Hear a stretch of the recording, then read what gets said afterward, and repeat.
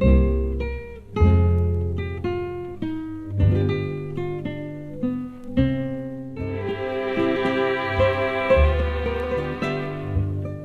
Torres i Junama és un dels fills predilectes de Palafrugell. És un personatge molt estimat perquè, de fet, se li va posar, aquest era el carrer del Sol, i se li va posar carrer Torres i Junama per aquest personatge que se'l va anomenar fill predilecte de Palafrugell. Torres i Junama és un senyor que emigra a Amèrica, a Cuba, que fa fortuna amb el tema del negoci sorotaper i d'alguna manera el retorna cap aquí.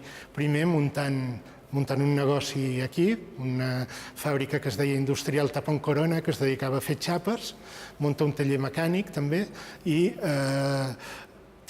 considera que el capitalista ha de tenir una funció social i, primer de tot, munta una bossa perquè la mainada no vagi a treballar i, en comptes de treballar, li dona uns diners perquè els porti a la família. Això dura un any o dos i, finalment, el que acaba imposant-se és la creació de 3 grups escolars, una a Mont-ras, l'altre aquí a Palafrugell i l'altre a Pals, les escoles Torres i Junama. Una de les coses que me van frapar d'ell és que el gran interès que tenia d'alguna manera de solucionar l'analfabetisme escolar. Esclar, molts dels nens aquí, nens i nenes, a promptes edats ja se'n anaven a treballar i deixaven l'escola abans d'hora, i llavors ell va buscar la manera de pagar un salari setmanal en aquestes famílies que els nens hi anessin a l'escola durant tota la setmana.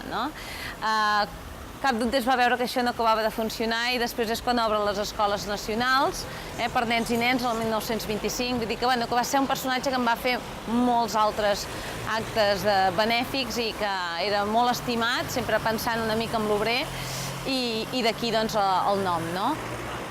A l'arribada dels americanos el que volien fer és construir-se una casa en què es poguessin posar les seves inicials. Si ens hi fixem aquí hi ha JR de Joan Roques i la data en què s'acabava la casa, 1890. Sabem de totes maneres que aquesta casa acaba fent-se diverses restauracions al llarg d'uns anys després i aquest és el resultat final.